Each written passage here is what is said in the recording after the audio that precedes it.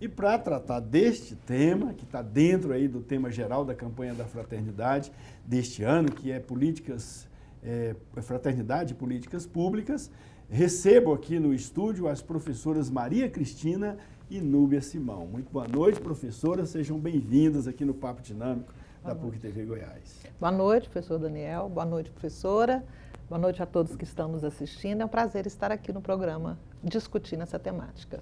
Pois é, vamos fazer a pergunta geral, mas cada um responde, claro, né? Como vocês avaliam as políticas públicas hoje no Brasil? Bom, nós necessitamos muito das políticas públicas, né? As políticas públicas, elas são responsáveis, inclusive, para amenizar os conflitos, os desafios, as diferenças, as desigualdades sociais existentes, então nós precisamos muito. Então, nós temos um momento hoje, mais do que nunca, da necessidade dessas políticas públicas. No caso específico da educação, precisamos, inclusive, que essas políticas públicas, que nós hoje já temos, conquistas aí de longa data, que elas sejam realmente viabilizadas. Eu acho que o grande problema que nós encontramos hoje no Brasil é a distância entre as políticas que existem e a efetivação delas na prática. Então, nós temos muitas políticas que estamos agora perdendo, inclusive, o status de políticas de Estado para que se transformem em políticas de governo, e com isso perde a sociedade, porque não podem ter acesso a esses direitos adquiridos, essas conquistas históricas, né, de todo o processo. E você, professora Núbia Simão, boa noite, seja muito bem-vinda aqui. Como a gente já falou, seja bem-vinda, mas boa noite agora. E como você avalia essas políticas públicas hoje no Brasil? Professor, então, a perspectiva dos direitos do homem, né, e da mulher é uma perspectiva muito ampla. Ela inclui uma legislação e um apoio do Estado. Então, nós acreditamos que o Estado, por meio da formulação de leis, né, e aplicação dessas leis, tem que participar da formulação e do acompanhamento. E como a professora Maria Cristina salientou muito bem, qual é a nossa perspectiva? O Estado precisa estar presente, não só na formulação da lei, porque nós sabemos que o Estado brasileiro tem leis que, inclusive, são modelos internacionais. A grande questão é a execução dessa lei. Como essa lei está sendo aplicada? Pois essa é outra questão que eu gostaria de fazer e ver como é que vocês avaliam isso realmente. Uma coisa é a lei, né? A gente vê na Constituição, tem muita coisa, por exemplo, o salário mínimo da Constituição é uma coisa extraordinária. Se todo mundo ganhasse o salário mínimo previsto na Constituição, todo mundo viveria muito bem no Brasil. No entanto, não é isso que ocorre na prática. Então, como é que vocês vê esse ato, né, que existe entre o que prevê a legislação e o que na prática acontece em relação às políticas públicas, principalmente as políticas em âmbito social, né, que é educação, saúde e assistência social? Professor, a grande questão é a participação popular. A Constituição prevê diversos mecanismos para a participação popular, mas a população ainda não tem uma formação para participar e um interesse também. Então, nós vemos, por exemplo, a ausência das pessoas em comitês. Então, a gente tem comitês, né, que vão fazer acompanhamento. Qual a função de um comitê? Né? É um acompanhamento das políticas públicas e, principalmente, propostas de legislação. A população pode propor legislação, pode acompanhar essa formulação. Só que esses mecanismos ainda são desconhecidos da população e a população ainda tem dificuldade de acessá-los, né? Acessar como eu chego na Assembleia Legislativa para propor um projeto de lei, né? Nós temos audiências públicas extremamente esvaziadas também. Então, de um lado, a população precisa cobrar, estar presente, né, e propor formulações. De outro lado, o Estado precisa se fortalecer, porque nos últimos anos, devido a questões políticas de governo e políticas econômicas, a gente percebe um enfraquecimento desse Estado perante o poder econômico. E aí, aquela população que é vulnerável, que é frágil, que já vem de uma história econômica de perda de direitos ou de nunca ter alcançado um direito, nós temos que resgatar o direito dessa população. Quem faz isso não é o interesse econômico ou o grande capital, quem faz isso é o Estado. Então, o Estado precisa estar presente para fazer, de fato, com que a legislação ela seja cumprida e formulada. Então, nós precisamos de reforma nessas legislações, sim, mas nós precisamos que essas legislações sejam cumpridas. E verba, professor, ninguém faz política pública sem verba. Muitas vezes existe uma legislação, mas não existe uma previsão orçamentária que vá fazer com que aquela legislação seja cumprida, né? Pois é, professora Maria Cristina, ela falou aí que está faltando, muitos comitês não têm a participação popular lá, porque as próprias entidades ou pessoas, né, ligadas não participam, às vezes fica faltando gente ali. Está faltando educação da população para isso? Eu vejo, dialogando com a professora, dois aspectos fundamentais, né? O primeiro seria essa ausência do Estado, da execução dessas políticas. Eu acho que o Estado foi cooptado pelo interesse do capital. Acho que, na verdade, o Estado, ele está trabalhando a serviço do capital. Esse modelo de Estado que está aí não é um Estado neutro. Ele não está para atender as necessidades sociais. Tanto é verdade que quando nós vamos analisar as políticas do país, nós vamos ver que as políticas econômicas elas estão em detrimento das sociais. Acho que a própria PEC 95, que é a PEC do gasto, de corte dos gastos públicos, ela corrobora com isso, né? Nós hoje não temos recursos justamente porque nós temos uma legislação que impede que esses recursos possam ser efetuados. Então, acho que o Estado está a serviço do capital, sim, ele está a serviço da financiarização da nossa economia. Agora, o outro aspecto é a importância da educação, né? Concordo com a professora quando ela diz que falta a participação popular. Agora, essa participação, essa ausência da população, ela não é uma ausência intencional da população. Eu percebo que a população desconhece justamente porque ela não tem acesso a uma formação, a um conhecimento desse sentido. Então, hoje nós temos uma educação que não está cumprindo, de uma certa forma, o papel de conscientização dessa população, haja vista que nós temos hoje, em superior, nós não alcançamos ainda a meta do Plano Nacional, dos nossos jovens entre 17 e 24 anos na escola. Nós temos cerca de 17%. Imagine uma população que só 17% tem acesso ao ensino superior. A senhora tinha falado no início que as políticas públicas estão, nesse momento, passando por um downgrade, digamos assim, um upgrade quando sobe, né? Muda de grau, né? E estava sofrendo um downgrade, está caindo de grau. Eram políticas de estados que agora estão passando para a política de governo. Como é que é isso, professor? Olha, professor Daniel, é uma grande preocupação nossa, porque acho que o Brasil ele é recheado de políticas de governo e carece de políticas de estado, principalmente no âmbito da educação, né? Na educação nós não temos aí um projeto nacional de educação. E às vezes as pessoas acreditam que as políticas elas são dadas e postas e nós estamos tranquilos, e não é verdade. A própria Constituição da República, né, que é uma lei maior, que pode ser considerada uma política de Estado, todos os momentos ela está sendo ameaçada, inclusive, de mudanças, de alteração. Outra mudança que nós temos, outra política, que é a LDB, que é a nossa lei de educação, temos como uma política de Estado e, no entanto, ela vem sofrendo alterações assustadoras. A última foi a que nós tivemos no ano de 2007, com a reforma do ensino médio, que até hoje está sendo discutida.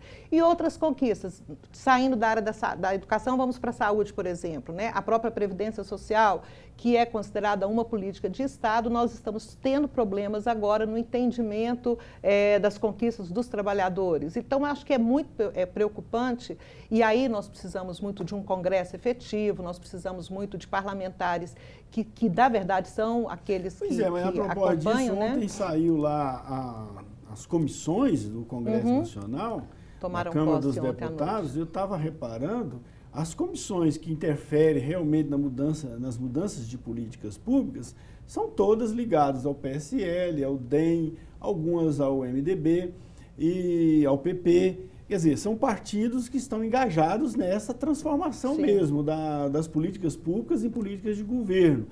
E que teve o apoio do povo. Quer dizer, os trabalhadores, e grande parte dos trabalhadores, confundiram, né, as políticas públicas como sendo uma coisa de um partido que estava no governo, quando na verdade não era, e votou e apoiou. Na verdade, esse congresso que está lá foi eleito. Né?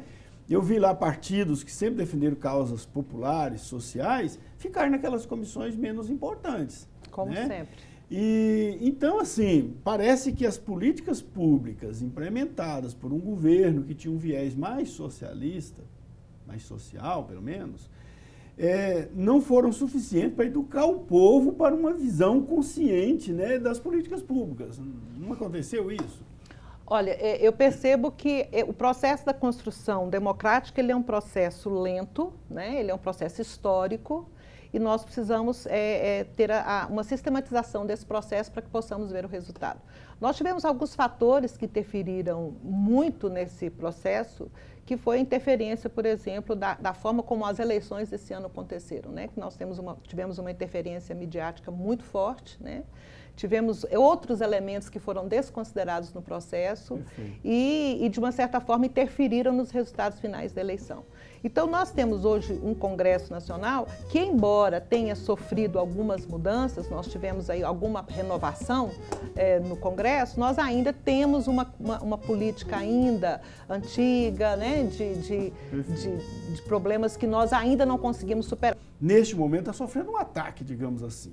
Porque os parlamentares, de certo modo, estão atendendo também necessidades ou interesses de grupos que têm esse interesse de enfraquecer as políticas públicas. Então, aquelas políticas públicas que são reguladas, né, em nível de Estado, são políticas de Estado, estão passando para políticas de governo, inclusive parece que estão querendo dar liberdade, até no orçamento, desvincular as verbas, né? Estão querendo isso também. O que fazer para resistir a isso? A senhora falou um pouquinho, eu queria ver a professora Núbia Simão comentar sobre isso. O que a gente pode fazer? Professor, a fala da professora, a sua fala, são falas pertinentes, são falas de todas as pessoas que pensam hoje as políticas públicas. Mas eu acredito que uma ação muito importante desse ano de 2019 foi a proposta da própria Igreja Católica. A Igreja Católica, né, lançou, né, a campanha da fraternidade, políticas públicas. Então, nesse Lembrando momento... que esse tema, professora, foi definido há 2 anos, certo? Não é tema que foi pensado agora para esse governo, até nem se sabia quem seriam os candidatos quando esse tema foi debatido e definido. Então, é assim, uma necessidade já histórica, né, de se debater esse tema. E a importância da igreja, porque a igreja, ela está nas comunidades. Então, a partir do momento que um paróquio, que alguém que vai naquela igreja, que muitas vezes, como a professora bem disse, não teve acesso ao ensino superior, não tem acesso hoje a emprego mais, a pessoa às vezes perdeu o emprego, ela ouve um paróquio desenvolver uma homilia, lembrar das questões bíblicas, da nossa herança, né? Nós temos uma herança de prosperidade, de abundância, isso é bíblico, né? E esse patrimônio nosso precisa ser resgatado.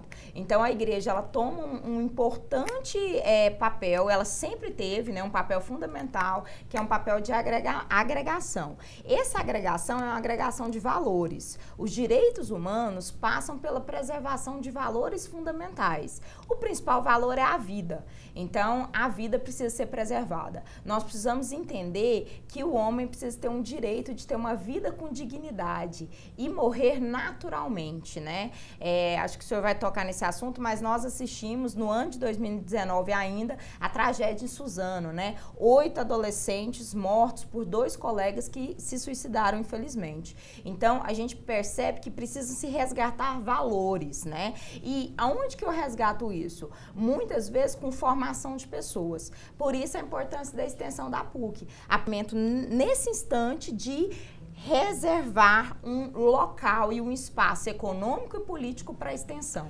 A senhora colocou muito bem que a Igreja Católica está presente no Brasil desde o descobrimento. A entrada dos portugueses aqui no Brasil já aconteceu com a presença da igreja aqui, que foi a primeira instituição a criar instituições educativas aqui no Brasil, com os padres José de Anchieta e outros que vieram de Portugal logo no início da colonização no Brasil. E hoje, a gente pode dizer que a igreja está presente em todos os municípios do Brasil, em todos os bairros, praticamente todos os bairros tem uma atividade da igreja lá, uma comunidade, uma igreja, uma capela, uma atuação. Além de escolas, universidades, as principais universidades do Brasil, do mundo, né? Quem inventou a universidade foi à Igreja Católica. E ela está presente com faculdades, com colégios, com institutos, com creches, no Brasil inteiro. Então há uma rede muito grande, inclusive de comunicação também, muitos veículos de comunicação também ligados à igreja. E, no entanto, a professora Maria Cristina, no bloco anterior, disse que a grande influência na eleição deste ano foram as redes sociais. Foi a mídia das redes sociais, não foi nem a grande mídia. Né? A grande mídia, inclusive, foi, de certo modo, engolida. Foi. O candidato que tinha menos espaço no programa eleitoral da grande mídia foi o que teve mais votos, foi eleito, porque usou melhor as redes sociais. Exatamente. Né? Então, não está faltando aí uma militância, digamos assim, desse pessoal mais consciente, né, mais bem preparado socialmente, também nas redes sociais? Vamos para aqui, porque a senhora fala um pouquinho, deixa ela falar, depois eu acho que as redes sociais, nós precisamos, melhor dizendo, organizarmos, nos prepararmos para essa nova realidade que está posta. E a questão das redes sociais, elas chegaram de forma extremamente acelerada, né? Nós tivemos uma mudança de comportamento nos últimos 10 anos, assustadora, né? Hoje as redes sociais, elas estão em primeiro lugar, melhor dizendo, professor, não apenas nos jovens, mas várias idades, né?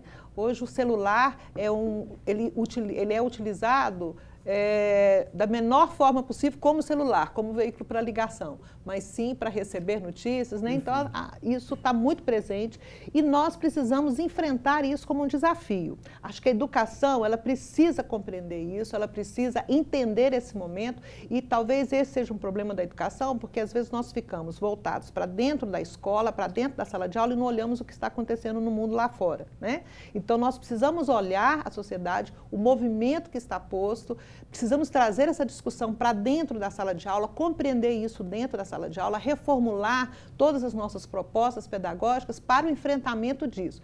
Eu entendo que preparando sujeitos, né, não só alunos, mas professores também, as pessoas que atuam na educação, nós teremos uma condição de um enfrentamento, né? Eu trago aqui Gramsci, por exemplo, que vai nos ajudar muito nessa compreensão, que é a preparação dos nossos intelectuais orgânicos para podermos ir para o diálogo da sociedade, ir para proposições, né? Nós não podemos, de repente, nos escondermos ou começarmos a proibir isso como se isso fosse algo maldito, que isso é algo que não deve ser discutido, está proibido o uso disso, não se fala, não, vamos enfrentar isso.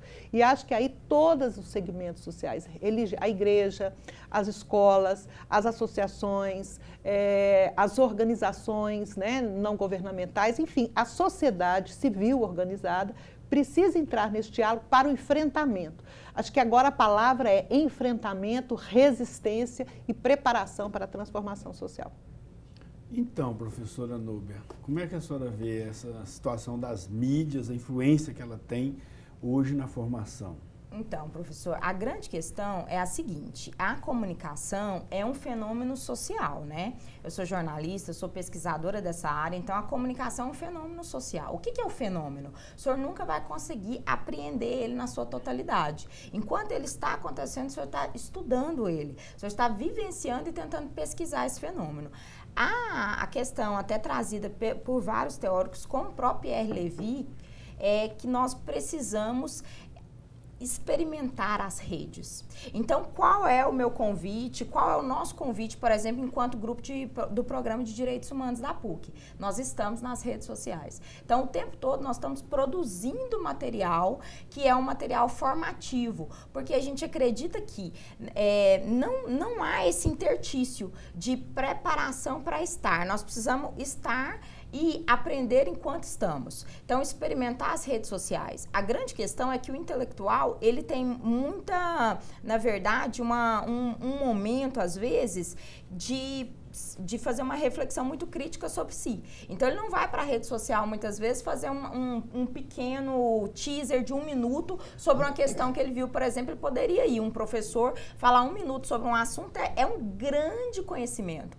O problema é que esse professor não vai, professor. Ele fica condicionado a esses ambientes que a professora falou. Ele está muito mais na sala de aula, ele está muito mais refletindo. Esse professor precisa estar nas redes sociais, o intelectual precisa estar na rede social, a igreja, os paróquios, os padres precisam encontrar o seu lugar na rede social e se manifestar, mobilizar pessoas, fazer como foi feito nas eleições. O problema dessas eleições, professor, é que foi usada uma tecnologia. Então, existiam bots, que são os robôs. Esses robôs, as pesquisas já provaram isso. Esses robôs, eles até criavam notícias de acordo com o perfil do usuário. Então, se eu gosto de determinada notícia machista, por exemplo, vai aparecer no meu feed uma notícia machista, vai chegar para mim uma notícia machista. E isso corroborou muito para o crescimento da violência simbólica. Então, a gente precisa atuar do outro lado, entendendo a tecnologia, buscando a compreensão, quem são esses bots, como programar esses bots, porque eu tenho que usar essa tecnologia a meu favor e eu preciso produzir conhecimento e divulgar esse conhecimento nas minhas redes sociais. Porque hoje, infelizmente, é a forma como a maior parte das pessoas está sendo informada. E principalmente por meio de WhatsApp. Ok, mas a gente vê também muitos desrespeito a direitos nas redes sociais. Quer dizer, as redes sociais virou um lugar de ninguém, né? Quer dizer, todo mundo atua ali e fala muita coisa, mas a gente vê pouca ação, digamos, do Estado. Não há políticas públicas de contenção, digamos assim, de excessos que ocorrem nas redes sociais. O que fazer para conter isso e que os direitos possam ser promovidos e não atacados, agredidos pelas redes sociais? Como é que a senhora vê isso, professor? Mais uma vez, a gente se depara com um assunto novo, né?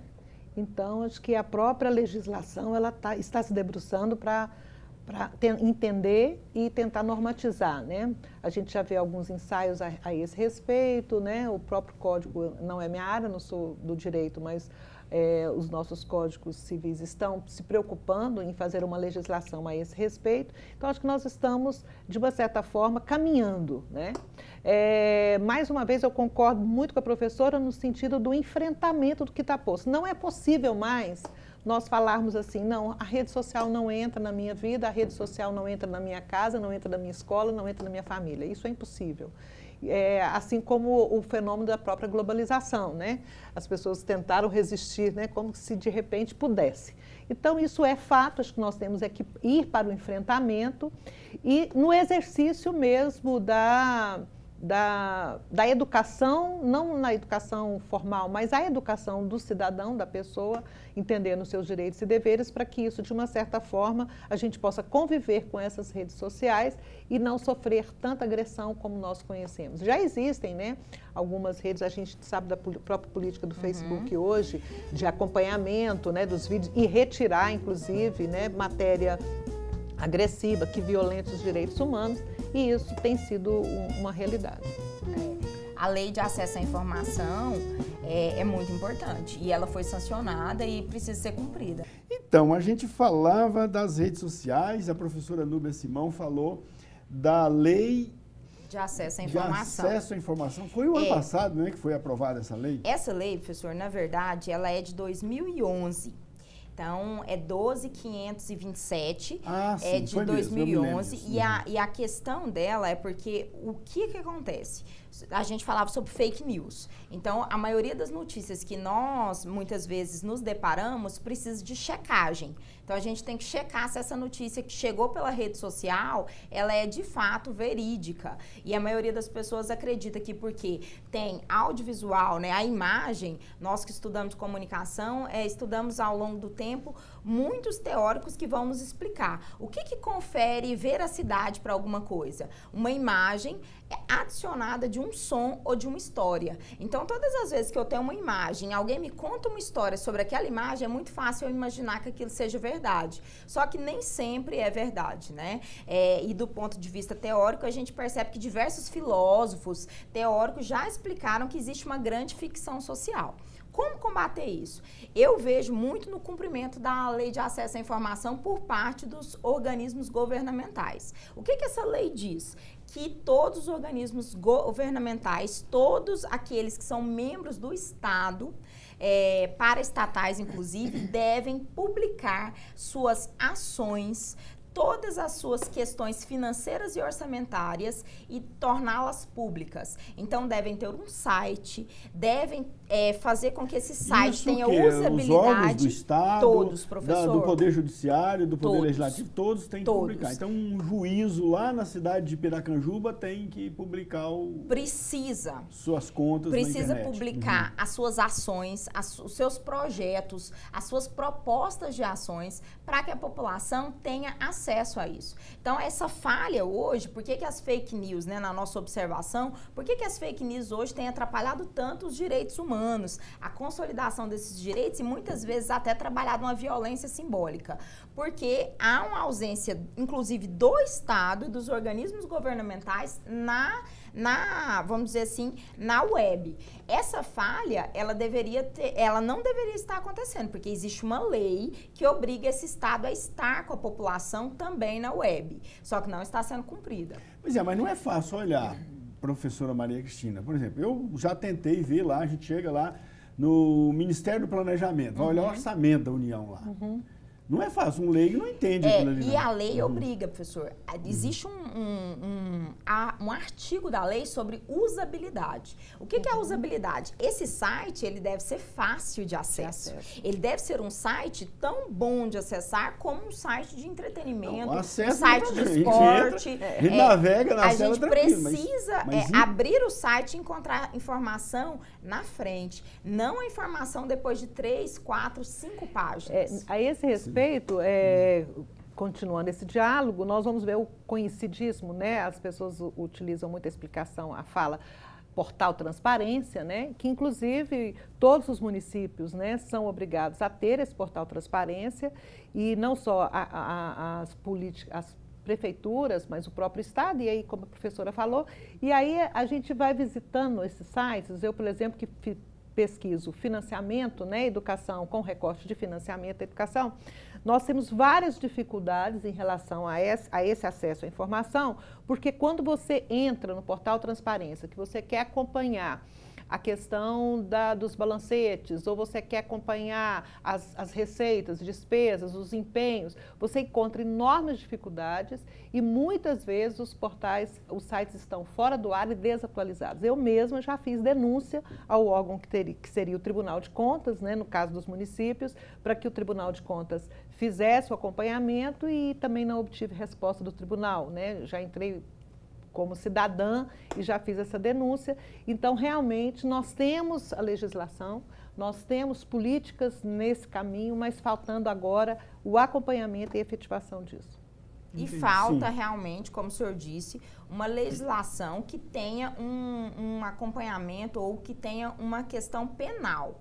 Então, hoje, se você comete um crime na internet de calúnia, difamação, isso daí pode ser de 6 meses até 1 ano e meio, chegando a 3 anos, no caso de um crime muito grave, né, avaliado pelo juiz. Mas a nossa grande questão hoje nós precisamos também ter uma penalidade para aquele que divulga fake news. Porque a notícia falsa, como nós vimos, infelizmente, nas eleições do ano passado, ela forma pessoas. Então, as pessoas estão sendo formadas por informações falsas. E aquele que além de falsas informações, diria fabricadas, porque você mesmo disse que tinha robô produzindo informação. Então, como é que ele faz para punir o robô? Então, a grande questão, professor, é descobrir de onde essa informação vem.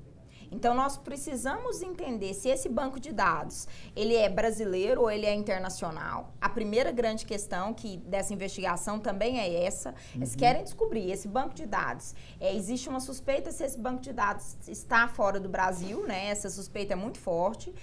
E a gente precisa descobrir quem é esse usuário, para poder realmente punir. Porque isso é muito grave. A informação, ela por ser carregada muitas vezes, de uma imagem, de uma história muito convincente e encaminhada para pessoas que já coadunam com aquela ideia, essa informação, ela tem um peso muito maior. E quando autoridades reagem intimidando jornalistas que noticiam notícias verdadeiras, obviamente, com certo viés editorial, porque os jornalistas seguem uma linha editorial. Você é jornalista, a senhora também tem noção disso, professora Maria Cristina, de que a mídia ela tem uma linha editorial e nem sempre a linha editorial coincide com a orientação do governo. E muitas vezes ela publica uma notícia com aquele viés ideológico ou com viés editorial.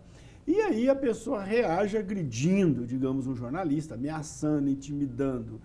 O que fazer numa situação dessa? Porque a gente vive hoje muito isso, né? A autoridade se sente contrariada com a notícia, com a informação e reage de forma agressiva.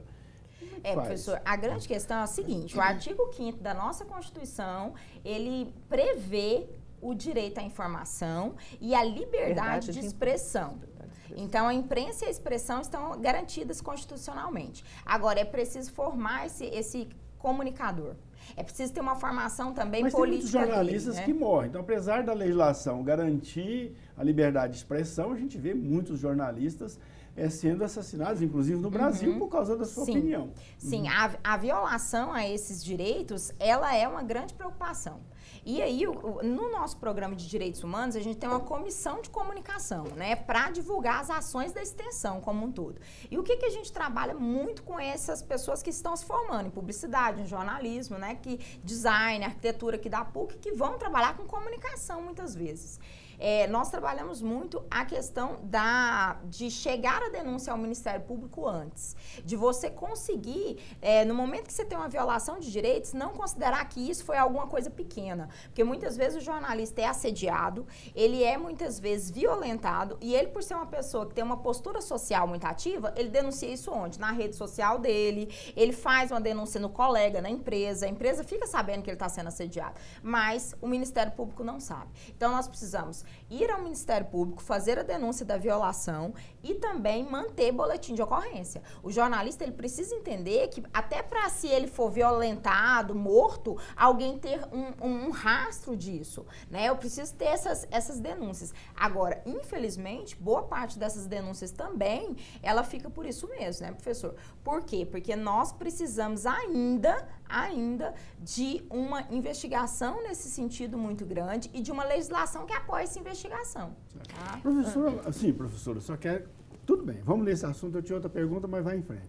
Não, é só concluindo que, na verdade, você tem a legislação, você precisa da vontade política, né? E aí vem a questão política, você precisa da vontade política para fazer cumprir e persistir nos direitos que nós já conquistamos. Quer dizer, são direitos que foram conquistados a duras penas e estamos vivendo isso, quer dizer, são as grandes contradições que nós vivemos em sociedade, mas que o Estado Democrático de Direito pode garantir que essas conquistas permaneçam. Então, precisamos resistir e aprimorar. Eu sempre costumo dizer que quando a gente dá um banho na criança e você suja a água da bacia, você não joga a bacia fora, você joga a água. A bacia você continua com ela. Então, professoras, vocês fazem parte da comissão da PUC Goiás que está justamente implementando a campanha da fraternidade no âmbito da universidade. Como é que tem sido esse trabalho? Vamos lá com a professora Maria Cristina. Então, nós temos no curso de pedagogia essa questão das políticas públicas, inclusive, por felicidade nossa, de matriz curricular, nós temos uma disciplina que é políticas públicas, né, políticas educacionais, inclusive eu sou a professora dessa disciplina, né, e entendemos essa campanha da fraternidade, esse tema da campanha, como uma excelente oportunidade de discutirmos isso, e não apenas dentro da disciplina, mas também como projeto integrador, como tema, né, nas nossas atividades externas à disciplina. No próprio estágio curricular, nós estamos trabalhando com essas políticas públicas, discutindo isso nas escolas que dialogam conosco, nos espaços de formação, fazendo aulas abertas, temáticas, inclusive a nossa aula inaugural da pedagogia esse semestre dialogou com a questão das políticas públicas e direitos humanos, né? Políticas públicas enquanto, observando a educação enquanto direito, né? Então, acho que nesse momento a educação encontrou uma grande oportunidade de ter na campanha da fraternidade, nessa temática, avanços consideráveis no aspecto da reflexão, da análise, das proposições. Não temos apenas esse tema como um simples tema de diálogo, mas também de propor, né? E de fazer isso que a gente estava comentando, que é a conscientização. Acho que nós temos um papel para além da sala de aula. Chegarmos às comunidades, chegarmos na sociedade, levarmos essa discussão, porque se nós não cuidarmos das nossas políticas públicas, não propusermos e de forma específica, não zelarmos por aquelas que temos, nós vamos então aumentar cada vez mais as desigualdades, as violências, né? E os grandes problemas sociais que nós encontramos. Ok. E na sua área, professora? Professora, a grande questão, inclusive é o objetivo do Programa de Direitos Humanos aqui da PUC, é formação em direitos humanos. Formar uma pessoa que tem uma capacidade de perceber a sociedade. Então, quando falta escola, quando falta emprego, eu preciso entender que muitas vezes eu vou ter um reflexo disso na minha própria vida. Então, às vezes, eu tenho emprego, eu tenho a escola, eu tenho condições, mas uma pessoa que não tem pode vir a ficar numa situação de vulnerabilidade e isso, sem o suporte espiritual, por exemplo, pode levar essa pessoa a cometer um crime. E esse crime pode ser na minha família e pode ser eu mesma. Então, eu preciso entender a sociedade como todas as minhas ações, as ações de todos nós influem um na vida do outro. Principalmente por parte das áreas policiais, de que todos os órgãos de direitos humanos passam a mão na cabeça dos bandidos. Como isso isso é muito comum, essa professor. Crítica? Eu vejo essa crítica com muita seriedade e eu acredito que uma das grandes questões é o entendimento que o direito é para todos. Então, não é porque alguém cometeu um crime que ele perdeu seus direitos. O Brasil, por exemplo, não tem pena de morte. Então, eu não posso matar uma pessoa que cometeu um crime. Principalmente se não houve processo, né, condenatório. O que eu preciso fazer, professor, é trabalhar na ressocialização dessa pessoa, porque ela faz parte da minha comunidade. A campanha da fraternidade de 2019, ela é fundamental, e principalmente uma comissão dentro da PUC é fundamental. Mas como é que ressocializa um bandido reiterado, que já assaltou desde pequeno, já assaltou, roubou, estuprou, e está pronto para praticar crime a qualquer hora? Como é que ressocializa? Professor, eu preciso acreditar na mudança do ser humano. Todos nós que trabalhamos com direitos humanos acreditamos na pessoa humana. Então, a pessoa humana, ela precisa ser resgatada. Eu preciso resgatar esse indivíduo. Ele é filho de Deus. Então, eu preciso resgatar esse indivíduo porque ele não vai ser isolado. A grande questão é que ele precisa perceber que os atos dele são atos reprimidos e puníveis. E ele precisa ser punido. Essa é uma questão verdadeira. A segunda questão é que eu preciso de educação. Eu preciso trazer esse indivíduo para a educação e para a comunidade. Dentro da PUC, em relação à campanha da fraternidade, no último dia 18 de março, nós fizemos um grande evento, incluindo o curso de Direito, todos os cursos da nossa área, jornalismo, comunicação, para falar sobre políticas públicas e direitos das mulheres. Eu preciso mudar a formação, inclusive universitária, para que esse juiz, esse promotor, esse jornalista, quando ele estiver à frente dos seus processos sociais, esse professor, ele compreenda que a sua atuação também é uma atuação política, social, ele também pode mudar essa comunidade. E ele também precisa coadunar com a questão de cidadania. Direitos e deveres para todos. Eu não posso só eu ter direito e o outro ter deveres. Então, todos nós temos que arcar com nossos erros. Quando nós cometemos crimes, nós precisamos ser punidos. Essa questão da punição, ela precisa ser levada a sério no Brasil, né? E nós precisamos não só de uma ideia de estou punindo ou estou matando, xingando ou estou batendo nessa pessoa. Não é esse o viés. O viés também é ressocializar. Entender que esse indivíduo faz parte de uma sociedade, de uma comunidade e voltar. A professora está inconformada aqui, ela está em dócil aqui. Por favor, professora Maria Cristina, o que foi? Eu penso que nós precisamos ter dois momentos bem claros. O primeiro seria cuidar daquele problema que está acontecendo naquele momento. Então, nós temos que ter um planejamento a curto, médio e longo prazo. Eu acho que só apenas penalizar ou apenas fazer a conscientização do indivíduo sem ir na raiz do problema realmente, né, você não vai resolver. Por que a pessoa... Acho que a grande questão é como é que nós temos as nossas famílias. Outra questão extremamente importante é qual é a distribuição de riqueza nesse país. Nós temos uma concentração de riqueza na mão de 1% da população mundial, enquanto que 99% passa por sérias dificuldades. Quer dizer, nós temos uma concentração de poder, de riqueza, nas mãos de poucos. Quer dizer, se eu não for na raiz, nas condições concretas de vida dessa família, dessa sociedade, como é que essa pessoa cuida da sua subsistência, nós não vamos enfrentar outras questões, entre elas a violência. Você prende, ele volta, ele vai fazer de novo. E também a escola não vai dar conta de resolver o problema do mundo, né? A escola, ela dialoga com os problemas, mas ela não consegue resolvê-los a partir do momento em que esses problemas estão lá na raiz da construção da sociedade, principalmente na distribuição totalmente injusta da riqueza nesse país, né? Concentração de muito dinheiro nas mãos de um grupo muito pequeno. Aí fica realmente difícil nós pensarmos em resolver e de acabar de quebrar, né? De romper esse ciclo vicioso. Quer dizer, ele vai para a instituição, ele volta, ele faz de novo, ele volta. Quem é realmente que está levando esse indivíduo a praticar delitos, né? De fato, não dá para defender descumprimento da lei, né? De não, jeito nenhum, de é insustentável isso. Então, jamais... É admissível que alguém possa agir por conta própria, fazendo justiça por conta própria. Isso seria a barbárie, né?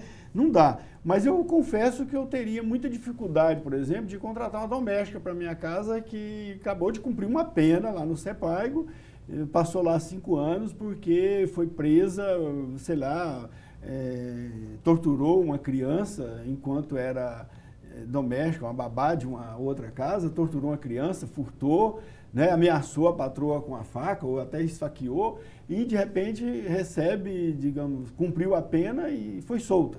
E agora está aí procurando emprego e tal. E se eu souber toda essa história dela, vai ser muito difícil, simplesmente passou lá, né, cumpriu a sua pena direitinho, saiu e agora está precisando de emprego. E aí chega lá e conta toda essa história. Eu vou ficar assim com o pé atrás, né? Professor, essa pessoa na minha casa. O grande problema da realidade é a complexidade, né? Nós vivemos um processo muito complexo, como esse que o senhor acabou de dar um exemplo. É um processo muito complexo. Mas eu preciso de políticas públicas para essa mulher que cometeu esse crime, para que ela seja...